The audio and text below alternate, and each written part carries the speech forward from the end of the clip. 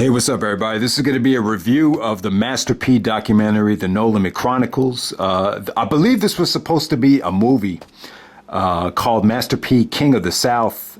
It was supposed to be a movie at first, but eventually it kind of morphed into a documentary, and BET bought the rights to it. So it's another edition of their Chronicles series. They had done the Death Row Chronicles. Now we had the No Limit Chronicles about Master P's legendary rap label. And yeah, man, I'll tell you, it's just an incredible story. You know, the Master P story is fascinating, especially from a business standpoint. It's fascinating to see, what he accomplished. And, to me, I'm from the East Coast, so I've always taken a lot of criticism, even on YouTube, too. Like a lot of people, when they see the No Limit albums, make a lot of these lists, you hear a lot of mixed feelings on them. But, to me, like I'm not, just because I'm from the East Coast, it doesn't mean I'm a East Coast. I'm just not really biased when it comes to rap. I really love West Coast music, and a lot of Master P's artists came from the South, and I've always been very well connected to them. So yeah, man, this is definitely a great documentary, a great treat. So we start off in the let me talk about when Master P was growing up in the '80s. New Orleans at the time was the murder capital of the world. They talked about, how dangerous it was, a lot of drug selling in New Orleans. Really went into depth about how his family was very strict. A lot of his uncles and relatives were in the army. That's how, Master P got the idea for the No Limit Soldiers. Basketball, though. Basketball was huge, because his family was so poor. He had, he was a tall kid. And, he thought basketball would be a way out. And he was one of those kids that would spend all night just shooting. And it was so bad, the drug selling was so bad that they actually used to shoot the lights out so they wouldn't get stopped by the cops. But, he'd be like shooting in the dark. So basketball was really his life. I mean, he was a fan of rap music, but it seemed to me like when he was growing up in high school, like he never planned on being a rapper until the later stages when he moved out to Richmond. But, yeah, he had older brothers, he had younger brothers, Silk the Shocker's his brother, C Murder's his brother. Eventually he lost his older brother, I believe, Kevin Miller, who actually died because of, drug selling after he moved to the West Coast. So, the Kevin Miller, they didn't really go much into depth about Kevin Miller's death, but that was really important to No Limit. They really, a lot of the tribute songs to Kevin Miller got a lot of attention. And that was really one of the things that really inspired him to become successful. So he didn't have to worry about another brother dying because he had two other brothers besides Kevin Miller. So yeah, when he went as far as basketball goes, he actually got a scholarship to the University of Houston. And this is right after the Phi Slamma Jamma. They had Hakeem Olajuwon, Clyde Drexler. After they had just went to the NBA, Master P. He was on the team, and in practice, he actually tore his ACL. And after that, he just had to stop playing. He couldn't. I guess the injury was so bad. Obviously he couldn't play his freshman year. And then he decided with his girlfriend Sonia C to move out to Richmond, California. Sonia C actually had some relatives in Richmond, so it was just an easier way for them to move out there. So really, like when you think of Master P, you think of the South. But initially, he was pretty much classified as a West Coast artist in the early '90s when you think about it. But when they moved to Richmond, he saw that he saw how popular the music scene was getting. He saw so many people online just to get into the record shop and it clicked. He said, all right, I want to get into the music business because, he figured that's where the money is. And at that time, that's before, bootlegging CDs came out, and that's before the technology got really good. So that was a good time to strike in the music business. So, No Limit Records ended up being more of like a record shop where he would sell a lot of records. A lot of the rappers, he met a lot of people through that. A lot of the rappers, even like Tupac and Rappin' Forte, would come into the record store and just see what was available, give him more copies to sell, stuff like that. So that's what kind of got him a foot in the door. And then he got with his, a crew in Richmond,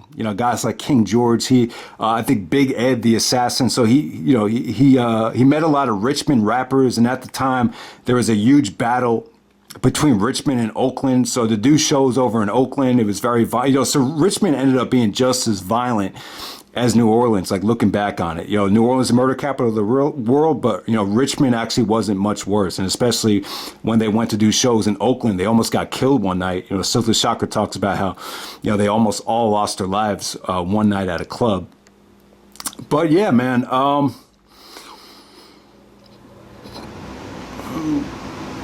but, when you get to the early 90s, a lot of the stuff he came out with, I think it was called Mama's Bad Boy.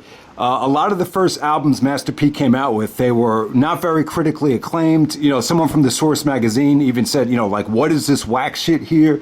But, when you look at the early 90s, Master P was more of eventually he really fit in with the Oakland, the Bay Area scene, You could kind of classify him with the E40s, Too Short, Rappin' Forte, Mac Mall, even Tupac at the time.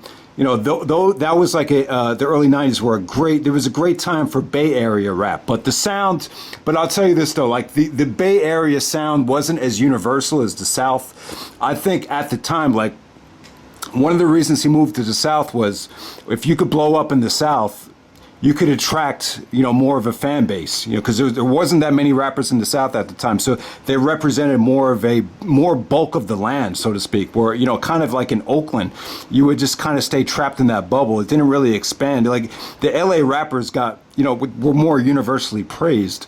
So, but honestly, like when you look at the documentary, he really didn't, not until 1994 was The Ghetto's Trying to Kill Me, where he finally like made money off of an album. Like earlier on that year, he actually went on tour with Tupac. So he was pretty good friends with Tupac. There was no like pictures of them. They didn't do really any songs together. Tupac basically let Master P come on tour with him. They did a show in August 1993 where Master P opened up for everybody, and then they actually pronounced his name wrong. They said Mr. P, the country singer. And then he was like, man, if you ever call me a country singer again, I'll kick your ass. So the point was, when you look at that, it's fascinating when you look at that time. No one really knew who Master P was. They're making fun of him. And that's the same month where Snoop, probably, doesn't even have an album out. The same month he gets convicted for murder, but still, Snoop is probably the most popular rapper in the world that same month in August 1993. And look how the tables turn, 5 years later when you get to March of 1998, where it's Master P, the one that's saving Snoop's career. So that just shows you how quickly, things can change in the music industry. But, they really illustrated that The Ghetto's Trying to Kill Me was really important. When you see some of the videos from that album, you just see how different his style was back then. But the video got a lot of attention. He even told his son, Little Romeo, like, just act like someone's coming in the apartment to try to rob us or kill us. And the video was very convincing, and it sold 100,000 copies. So that was good for him. That gave them the money to do 99 Ways to Die. And what really opened things up. And this is why he was so smart. He figured that, he would do these West Coast compilations. They would do West Coast Bad Boys, where they have all the West Coast rappers on one CD. So, and that's a great way to expand your fan base. But then you also expand the fan base by going down south. So he also did a down south compilation, Down South Hustlers, where you had like 8Ball and MJG. The Dayton Family, all these, rappers that were pretty much just well known in the South, but you still, because you have those rappers on the album, you basically, you expand your fan base. And, that was key for him. I think going back down south to do the Down South Hustlers, he ran into Mia X, who was at the time she was, a female rapper, very influential because she knew a lot of artists. You know, she introduced Master P to KLC and Beats by the Pound. You know, rappers like Fiend and Mac. You know, there was a nice little talent pool in the South that not a lot of people knew about. And I'll tell you, like that was key too, because you know when you know, they flew a lot of the people that he met down south back to Richmond, back to California. And that's when KLC did the Bout It beat. And the documentary was great at this part. You know, this was really kind of the highlight for me. When P heard that beat, they talked about how like his eyes just lit up and he was like, you know, this is the key. Like this is the way out, because he still hadn't had like that major crossover hit yet. And you know the Bout It beat was cool. Like it was really, when you think about it, it's kind of like that West Coast Dr. Dre inspired, you know, synthesizers. You hear a little bit of that, but you still have like that Southern bounce type of beat. And you know the song just went like, you bout about it because I'm bout about it, and that the song just took off and was really what got a lot of people noticed. You know, that's what got him an interview with Jimmy Iovine. You know, at the time there was a huge void, you know, because Biggie was with Bad Boy on the East Coast. You know, there's all these, you know, all this stuff happening with Death Row, and Tupac is in jail. So there's still like a void, even though rap is great at the time. There's really, you know, I would say that there was still a void to sign. You know, at the time he really kind of morphed himself into being a free agent with that Bout About It song, which is actually on the True album, which was more of a group album with a lot of the rappers from Richmond.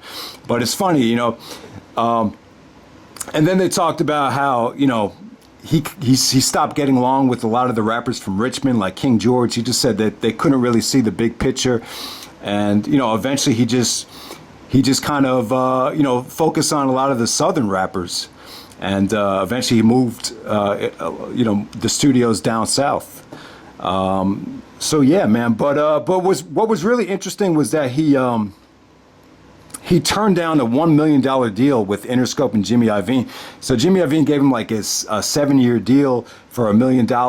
I mean, at the time, when you look at that deal, you'd be like, it's not that great. But still, like, if you look at where he was in terms of popularity, and you know, you look at all the family he has, you know, apparently they didn't talk about this, but apparently him and C Murder got into a fight, his brother, about not signing that deal. Like, he was like, you stupid motherfucker, you walking away from $1 million deal. But, you know, he was smart enough not to sign it, because he realized that it had you know, there was a downside to it. It was 7 years. It wasn't that much money. And, you know, he would have been somewhat of a slave to Interscope. So he decided not to sign the deal, and he ended up talking to Michael Jackson's lawyer, you know, just in general about, you know, what type of deal to look for. And Michael Jackson's lawyer actually told him, he said, you got to get distribution, and you got to try to get a deal where you own, you know, most of the profits. So yeah, so, you know, because he was such a hot free agent at the time. You know, I think at that time, Ice Cube was kind of fading away. You know, Tupac was in jail. There really was kind of a void, like, at that time.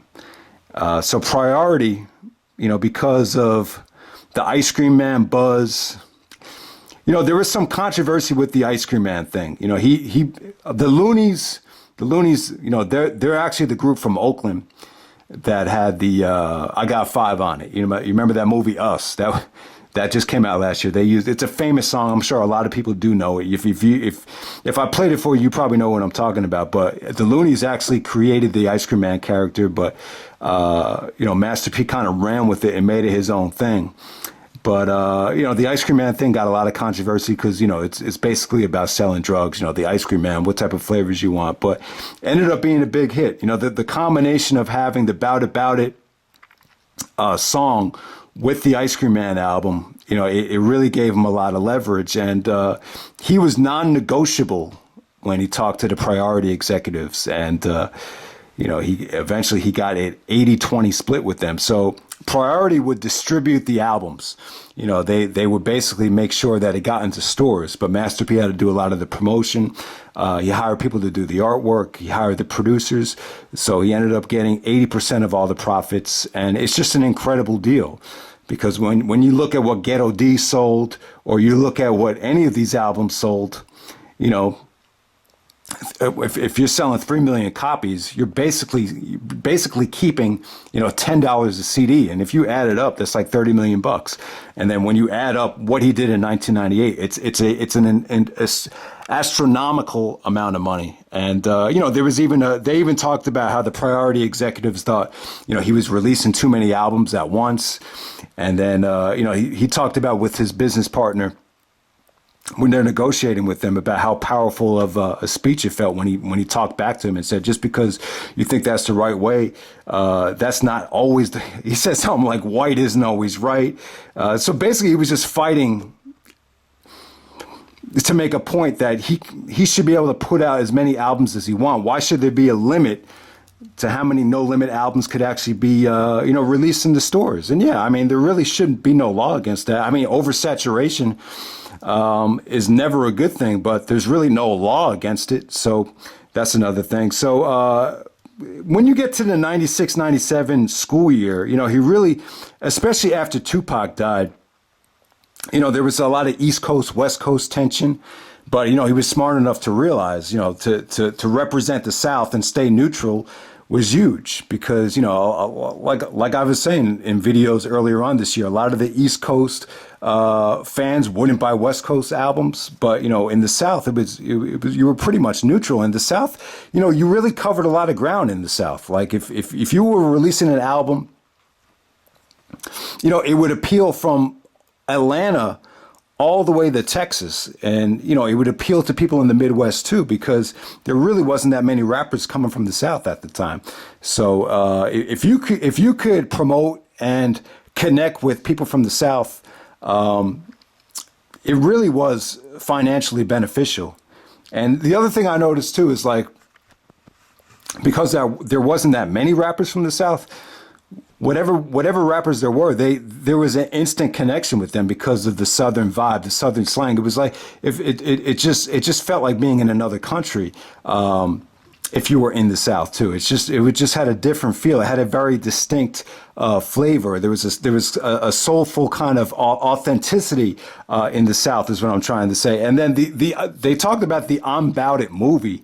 And, just how much buzz that created. And it's funny, like I was just listening to, I think it was Common's second album. There's even a skit where he's talking about a friend. He's like, yo, man, did you see that Master P movie? So a lot of it was a small budget movie, but it got a lot of attention. It was just raw. It was authentic. It was really just about Master P's rise to fame. They talked about how violent it was, how they had real guns, they had real crack, and it just came off very raw. A lot of that movie, and that was huge as well. And then they released a soundtrack to it, which did extremely well. So yeah, he had built up a lot of momentum that whole year. The whole year after Tupac and Biggie had died, there was definitely a void in rap. And when Ghetto D came out, it actually sold 3 million copies. They talked about how when Master P actually he did there were times where he did hustle, he did sell drugs, but they talked about how he learned a lot from it, and he was able to kind of use it to his advantage, crossing over into the music industry, just little things like selling tapes out of the car. But in terms of the specifics about what he actually learned from selling drugs and how to apply it to the music industry, they didn't really go into depth about it, but they say it definitely helped. One of the things off the top of my head I could recall was a lot of the albums, they were released on the early in the month. Like Ghetto D came out on September 2nd. The Last Don came out on September 2nd. Snoop's album came out on August 4th. So they were trying to get a lot of the people that were on welfare that were getting the checks on the 1st and the 15th, they were releasing the albums closer to those dates in order to get them to buy it. So that was kind of the business model. Maybe you could, those are some of the things that they learned from hustling in the streets. But yeah, also signing Mystical was just a huge deal as well. Snoop said it was the biggest free agent signing in rap history. He even stated that, because Mystical went to No Limit, that's kind of what opened the door for him to go to No Limit. And yeah, man, them signing Mystical was just huge. Mystical, you heard about him in like Rap City on BET, but you really didn't know much about him. It wasn't until he signed with No Limit that he was just marketed a lot better. And it was just huge. When you look back on it, the first Mystical album on No Limit, Unpredictable, was massively successful. It went platinum without even having that much hype behind it. So, yeah, man. But I wouldn't say it was exactly a free agent signing. So Mystical was actually with Jive at that time, but he just wasn't happy. So, Jive still, the Mystical albums were still on Jive, but it was just No Limit just got a bigger piece of the pie. Compared to just getting just having Jive distribute the whole thing. And it definitely worked out very well for Mystical. The South loved Mystical. So in 1998, Snoop was really unhappy with Death Row, and Suge Knight. Suge Knight was in jail. A lot of the Dre had left Death Row, which is very well documented. But Snoop signing with No Limit, it was just a great fit because the whole Death Row production team just wasn't really there at the time. It was just you almost get the feeling that if Snoop released another album on Death Row, it might have flopped even worse than The Dogfather, and who knows how far down the depths of hell Snoop's career would have fell. But I think No Limit was a great fit for Snoop because, Snoop has ancestors that are from the South. So a lot of his family originated in the South. And you can feel that with Snoop. You get those laid back Southern vibes from him. So I think that was why it was a great fit. Also, No Limit was very family oriented. The atmosphere. And, it was, Snoop works very well with Dre, but Dre is very demanding. Snoop is one of these guys that just likes to freestyle and just likes to, rhyme whatever comes to his head. He likes to pump out a lot of volume without, writing a lot. And that's what No Limit did in 1998. They would just keep pumping stuff out without, spending too much time on one track. So it was a totally different business philosophy than what Snoop was accustomed to with Dre. Maybe the quality wasn't as good, but as far as Snoop's comfort level, he was very well. Very comfortable. And I'll tell you, like I was saying, man, it's funny that, Master P was able to go to jail, meet with Suge Knight and actually negotiate a deal. And he basically said he gave Suge, a couple $1 million, and, Death Row would still, maintain some of the profits, but that's what it took to officially get Snoop onto No Limit, and it was a 3-album deal, and it turned out very well. The Snoop and Master P pairing, I thought it was cool. I thought it worked very well. I've always admired the way that it was friendly business, and Snoop fulfilled the obligation, and then Master P kind of set him free to let him do what he wanted to do after he fulfilled the 3-album contract. And 1998 was huge for No Limit. They released 23 albums in 98. It really illustrated how much, just how much volume, they created in 98. It's like every other week you had another album coming out. Maybe it was a little bit too much. Maybe it was too much oversaturation. Maybe they burned out the producers. But when you look back on it, like, that was a good time to strike.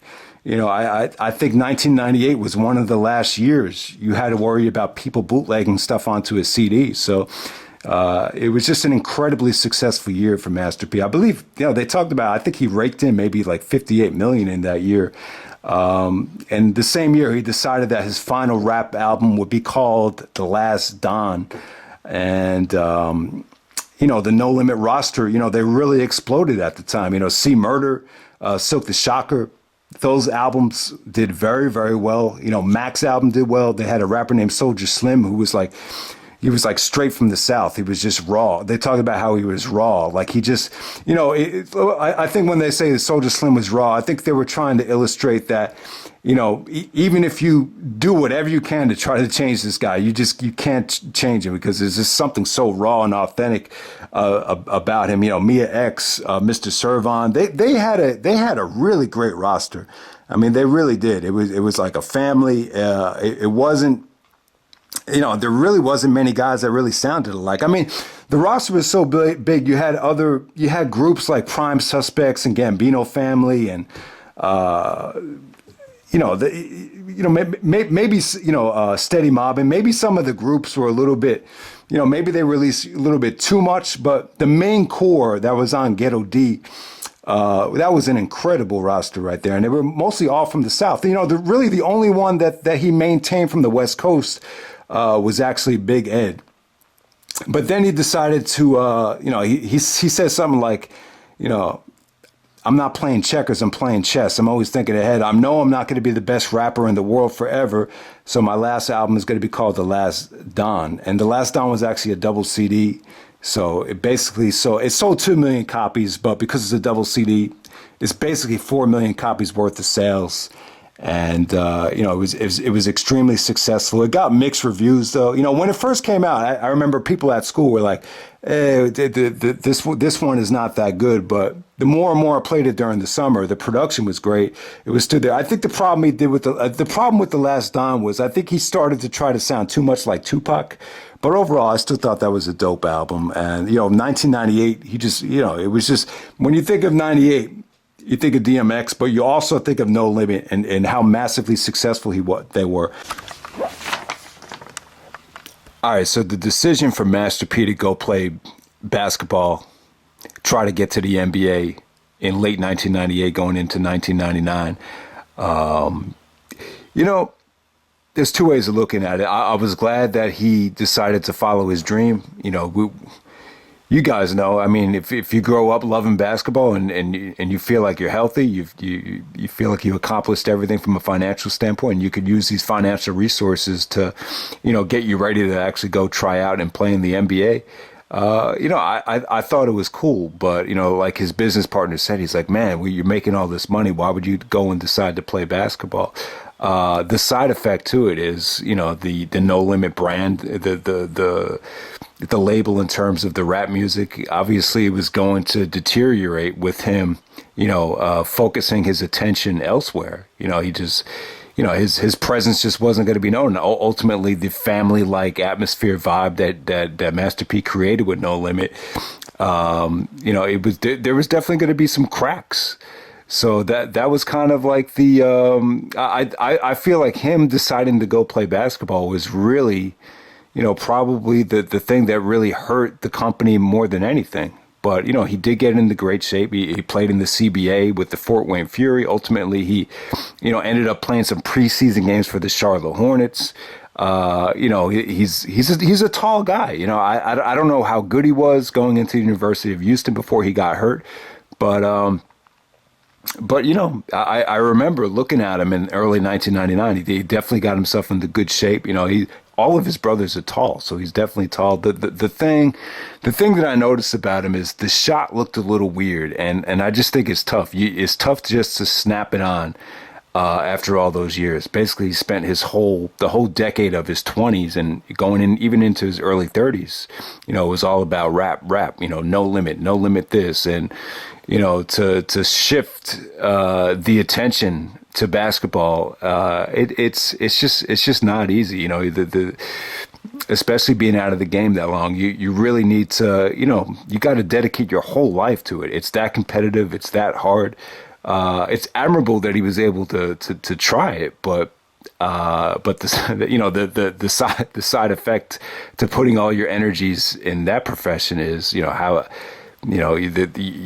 there's no way around it. There's going to be a decline with No Limit. I think the motive, obviously he loved the game and everything, but I think the motives were to expand No Limit into, selling sneakers. They came out with a basketball album, No Limit All Stars. On top of that, you had the Master P doll, you had No Limit clothing. So I think he wanted to expand the brand and, having his own sneaker. I think that was a way to kind of elevate the brand away from hip hop. But ultimately, I think he was trying too many different things. Then you had the whole thing with him becoming an agent. It's like, he had, because he was making that much money, he had the luxury to invest and do all these different things. But I felt like he kind of took his eye off the ball. If continuing and making No Limit as profitable as it could be, I don't know. I just think in retrospect, it was sort of a poor decision. And when basketball didn't work out, I didn't like the fact that he, released another rap album after he had all this, you had all this hoopla about how The Last Don was supposed to be his final rap album. And then later on, after the NBA didn't work out in '99 with the Raptors, he releases Only God Can Judge Me, which is a total ripoff of, the Tupac song. So I wasn't feeling the title Only God Can Judge Me. I know him and his son said that was his favorite Master P album, but I don't know. I just thought he came back too soon. And if he was going to come back, it was just a weak effort. I thought that was, definitely some of the worst Master P work was on Only God Can Judge Me. And so, yeah, man. The other thing that happened in 1999 was the split up between him and Beats by the Pound. I mean, this could have been better presented in the documentary. He basically just said, Beats by the Pound wanted to be their own man. I said, all right, go ahead, be your own man. So they didn't really go into depth about exactly what happened. If you've been searching YouTube and the internet the last couple of years, you would have come across that there was like a phone conversation when Master P was negotiating the new deal with Priority. I would imagine the next deal with Priority, it was a little bit tougher to negotiate. I think it was a little bit more strict in terms of the freedom that they had.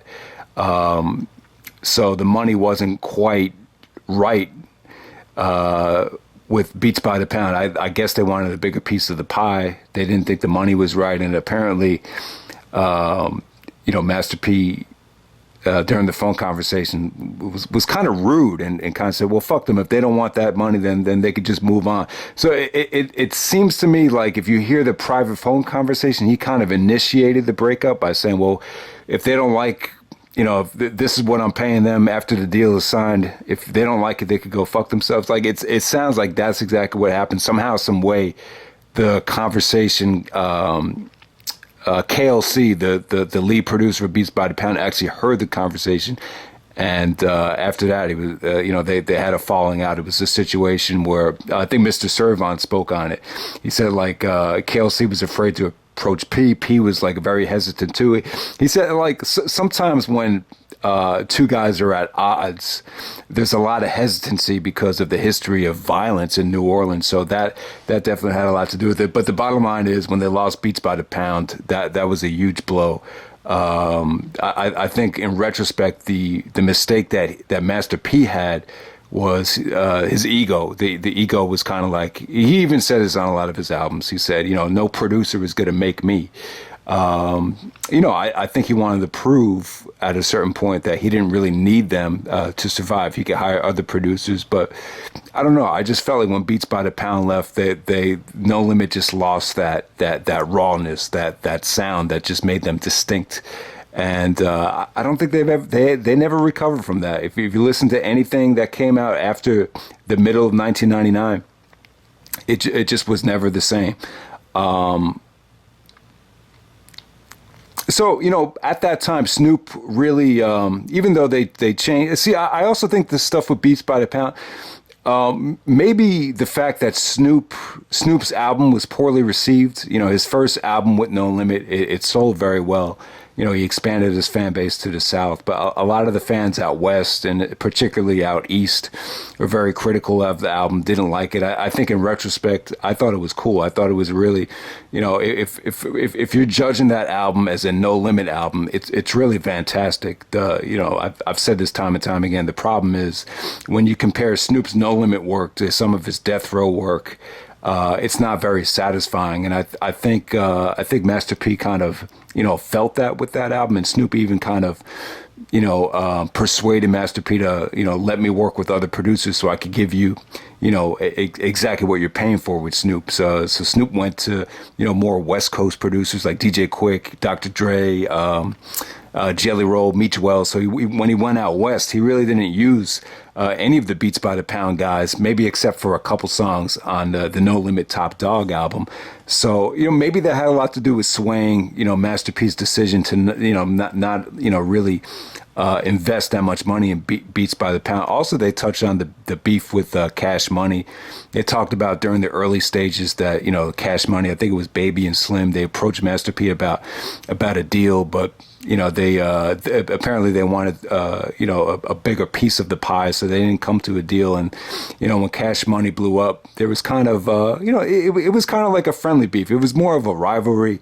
I don't remember it being that big of a beef. I mean, the only thing I remember is like Lil Wayne took some jabs at him on his first album called The Block Is Hot, and they kind of like edited it out.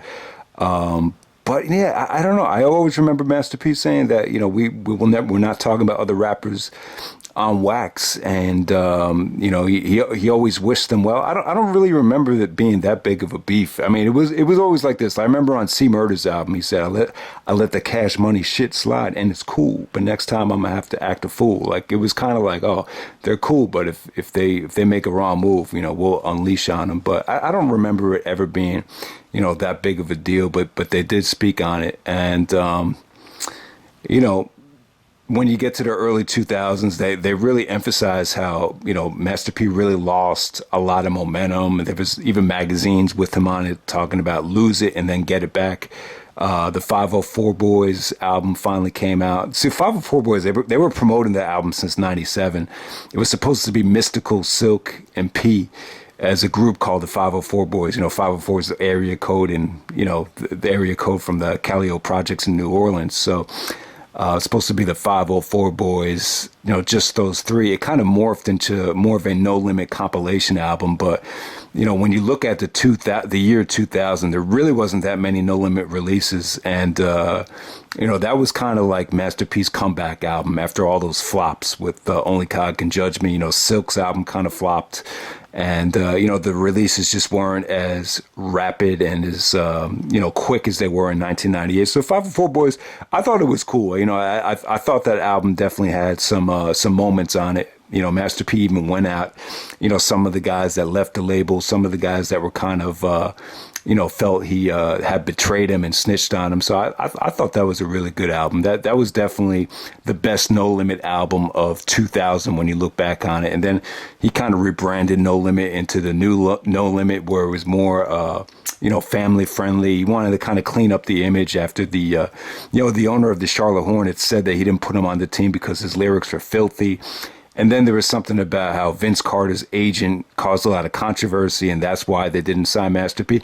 I don't know. Those just sound like excuses. I just, I'm sure, if Master P never got hurt, I think he would have been a great ball player.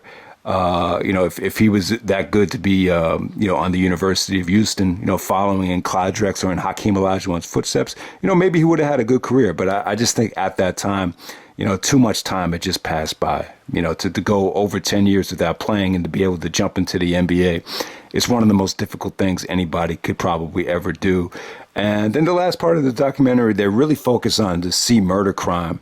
Unfortunately, C Murder was in like a nightclub, and an underage rapper actually ended up getting killed. And, C Murder was one of the guys involved, Master P's brother, C Murder, when the gunshot went off. But a security guard claimed that, he was not the one that pulled the gunshot, but, ended up serving time in jail. He's still in jail because of that. I mean, it's definitely a sad story when you look at what happened with C Murder, but it's kind of started a rift between C Murder and Master P.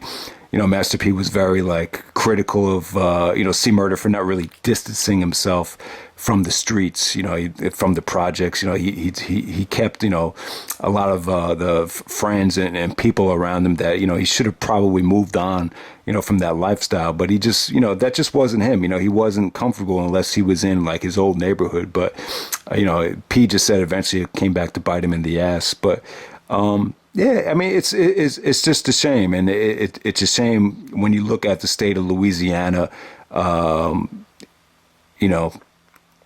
They really kind of use his lyrics and even the name C Murder. Master P even explained that him using the name C Murder didn't help matters at all. But it's a shame that that Louisiana is the only state where if you don't receive a unanimous decision that you end up going to jail for life. So that's really a shame when you look back on it. And they talked about a lot of the No Limit artists that had gotten into trouble, like Mystical with sexual battery. I think Mac got into trouble. So yeah, this Soldier Slim actually ended up dying. So they went into depth about how much of a hit it was for No Limit to see all these guys pass, or see some of the artists pass away, and some of them all the negativity was really bad for the label. Then they went into depth about Little Romeo, changing the image. So Little Romeo is actually Master P's son. Really, it's just one of those things where he really kind of took what happened to Criss Cross, Little Bow Wow. It's just easy money. I think, it's very easy to market like kids in hip hop. And he kind of took what Jermaine Dupri did back in the early 90s and, revamped it with Little Romeo. And yeah, it seemed, I don't really remember much about it, but it seemed that he sold pretty well, and it seemed to work for the little amount of time when Little Romeo was still young. So that's pretty much it, guys. That's the No Limit documentary right here. I think you could all, learn a lot from, what happened with Master P, just his relentless approach to become successful with the music business. And this is someone that was always getting criticized. I have friends to this day that, make fun of, Master P. I remember one kid in my basketball team was like, "Man, you like him? You like Master P?" He's like, "I can't even believe he got away with that." But the one thing you guys could take from this is that he never gave up. He always, he did a beautiful job of promoting with the label. He was able to hire people that were able to, really make the public really connect with his album covers, the pen and pixel graphics. They even talked about how even after some of his albums that didn't receive a lot of play, he would actually frame them and promote them like they were successful. And I always thought that was funny. So yeah, and just like when you would open a No Limit album cover, it was constant. Like you would say, "Oh, yeah, I just got the Master P album now. Oh man, Snoop's album is coming out in August." I'm like, "Oh man, I can't wait for that."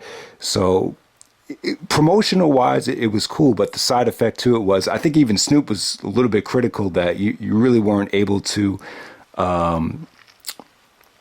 form your own identity with your own album, because it was constant promotion. Like, oh, now we got to promote that album. But yeah, man, I really thought the relationship that Master P had with Snoop was quite unique. I thought it was very positive overall, aside from that little hiccup. I think that's probably the only thing Snoop and Master P disagreed about. But he really did save Snoop's life. They even talked about one situation where they were performing, and a lot of the death row guys associated with Snoop were, trying to, were trying to start something with him, and then guns went off, and then Snoop actually ran to the cops to save his life. So yeah, man, that was, who knows what would have happened if Snoop had stayed on death row. I mean, there's a good chance he would have been, victim number 3, after Tupac and Biggie. So I'm glad that Snoop is alive today, and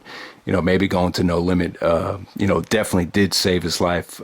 Looking back on it, I thought he was a good fit. I know a lot of Snoop fans don't like the work he did with No Limit, but I think when you look back on it, he was a great fit. If you were if you judge it in the realm of the No Limit catalog, to be exact. So yeah, man, this is a great documentary. Just thought, I mean, The one issue is the beats by the pound thing. It would have been nice for them to tell their side of the story, but I think